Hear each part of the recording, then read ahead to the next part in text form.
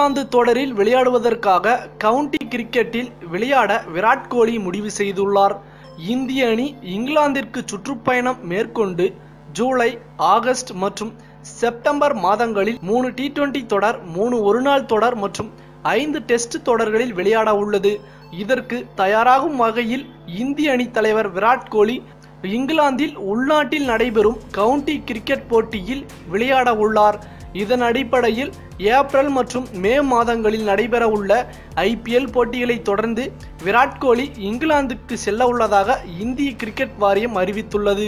இதன் மூலம் இந்தியா மற்றும் இங்கிலாந்து அணிகள் மோதவுள்ள போட்டிகள் இலகுவாக அமையும் என தெரிவிக்கப்பட்டுள்ளது.